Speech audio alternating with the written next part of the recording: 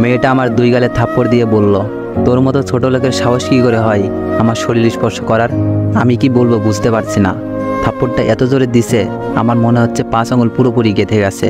পাশে একটা লোক দাঁড়িয়ে আছে, তখন চলে এলো মেয়েটির সামনে হিরোগিরি দেখাতে। লোকটা বলল, আপু কি হয়েছে? মেয়েটা বলল, এই অসভ্য ছেলেটা ইচ্ছে করেই আমার হাত টেনে ধরেছে। আমি বললাম, ভাইয়া বিশ্বাস করুন আমি ইচ্ছে করে হাত ধরিনি। লোকটা বলল, তোর মতো ছেলেদের ভালো করেই চেনা আছে, তোরা রাস্তায় মেয়েদেরকে একা পেলে টিস করিস, আজকে তোর টিস করার মজা বের করব। বলেই আমাকে আরও 2টা থাপ্পড় মেরে দিল। আরও 2টা থাপ্পড় খেয়ে আমার চোখ দিয়ে পানি পড়তে লাগলো। মেয়েটা বলল, দেখ আমাকে ছোঁয়ার মজা, নেক্সট টাইম আমার আশেপাশে দেখলে পায়ের জুতা খুলে তোর মুখে মারব। মেয়েটার লোকটা চলে গেল। তখন আমার চোখ দিয়ে পানি পড়ছে। আসলে যে অসহায় তার উপর সবাই নির্যাতন চালায়। কিছুক্ষণ আগে দেখলাম মেয়েটা কানে হেডফোন গুঁজে রাস্তা পার হচ্ছে, কিন্তু দূর থেকে একটা ট্রাক ওর দিকে হর্ন দিতে দিতে আসছে। এটা মেয়েটা খেয়াল করেনি। সে গানের তালে তালে রাস্তা পার হচ্ছে। এমনভাবে রাস্তা পার হতে লাগলে শিওর অ্যাক্সিডেন্ট করবে। এজন্য আমি দৌড়ে গিয়ে মেয়েটার হাত ধরে টান দিই, আর তখনই সাই করে একটা ট্রাক মেয়েটার পাশ দিয়ে চলে যায়। তারপর মেয়েটার জীবন বাঁচানোর উপহার স্বরূপ কয়েকটা থাপ্পড় দেয়। ফুটপাত দিয়ে আনমনে হাঁটতে লাগলাম। আসলে যার বাবা মা নেই তার এই দুনিয়াতে কেউ নেই। ও আপনাদের তো আমার পরিচয় দেওয়া হয়নি। আমি অনিক হাসান, পড়াশোনা অনার্স সেকেন্ড ইয়ারে। আমার বয়স যখন 7 বছর, আমার বাবা মা দুজনেই রোড অ্যাক্সিডেন্টে মারা যায়, কিন্তু সেদিন আমি বেঁচে যাই।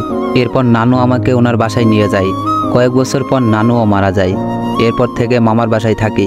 মামার বাসায় যে শান্তিতে থাকি তা কিন্তু না। উঠতে বসতে মামি খুঁটা দিবে, রান্নাবাদে প্রায় সব কাজই আমাকে করতে হয়।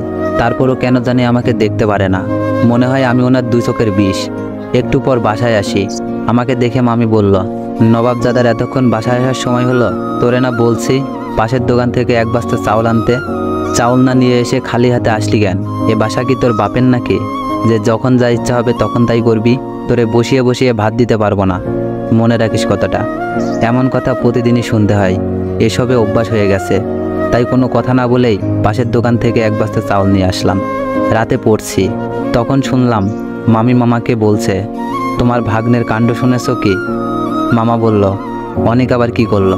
পাশের বাসার কাজের মেয়েকে কুপ্রস্তাব দিয়েছে। মেয়েটা আমার কাছে এসে সে কি কান্না করা। মামা বলল, অনেক মোটোই এমন ছেলে না। মামি বলল, তুমি কি বাসায় থাকো যে এসব কার্যকর্ম সম্পর্কে জানবে?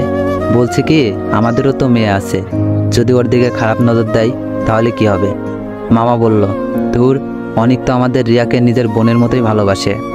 মামি বলল, দেখো তোমার আবেগ নিয়ে কথা বলবে না, এখন একটু ভাবো। মেয়েটা তো বড় হয়েছে, কিছু হয়ে গেলে মুখ দেখাতে পারবো না। আমি আর ওনাদের কথা শুনলাম না।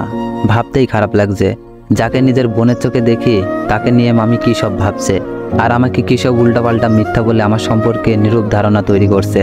যাক, এটা নতুন কিছু না, এসব নিয়ে আমাকে না ভাবলেও চলবে।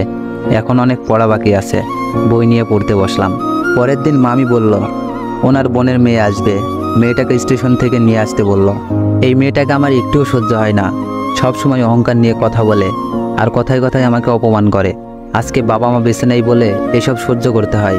স্টেশনে গিয়ে দেখি অহংকারী মেয়েটা বসে আছে। ওর নাম সীমা।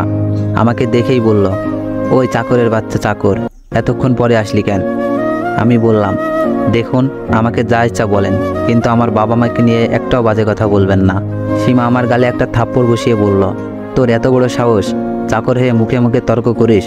দেখ আজকে বাসায় গিয়ে তোর কি হাল করি। আমার চোখ দিয়ে পানি পড়ছে।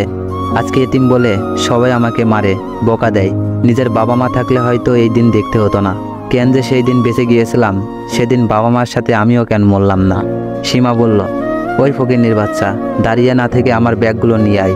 এই মেয়ে যতদিন থাকবে ততদিন আমার উপর অত্যাচার করবে। এতিম বলে সব সহ্য করতে হবে। বাসায় আসার পর সীমা আমার নামে অনেক বাজে কথা বলল মামিকে। রাতে আবার মামি সেগুলো মামাকে বলল। সকালে ছাদে দাঁড়িয়ে আছি, এমন সময় দেখি রিয়া আসলো। রিয়া বলল, ভাইয়া কি করিস? আমি বললাম, দেখছিস দাঁড়িয়ে আছি তো। রিয়া বলল, মনে হচ্ছে তোর মন খারাপ, কি হয়েছে তোর? আমি বললাম, কিছু হয়নি। জানি রিয়া আমাকে বড় ভাই মানে, কিন্তু ওর মা আমাকে দেখতেই পারে না।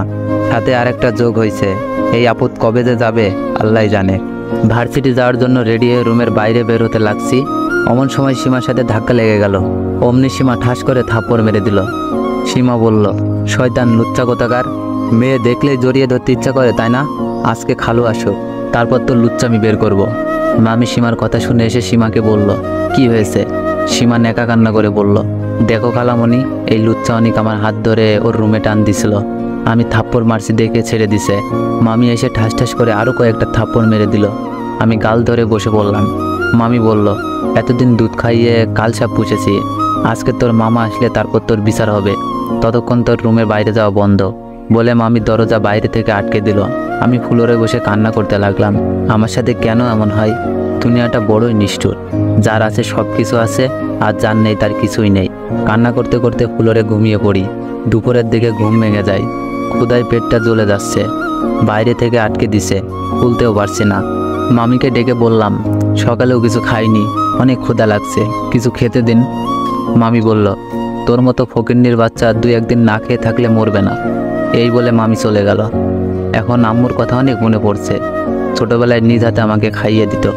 আজ আম্মু থাকলে আমার সাথে এমন কি হতো? টেবিলের পানির বোতলে পানি আছে, ঢক ঢক করে ওগুলো খেয়ে নিলাম। আসসালামু আলাইকুম এভরিওয়ান। যদি এই গল্পটিতে তেমন একটা রিস পাই, তাইলে পরে গল্পটির সেকেন্ড পার্ট নিয়ে আসবো। আর যারা যারা সেকেন্ড পার্ট চান, একটু বেশি বেশি কমেন্ট করুন আর ভিডিওতে একটু বেশি বেশি কপি লিঙ্ক করে দেন। ধন্যবাদ।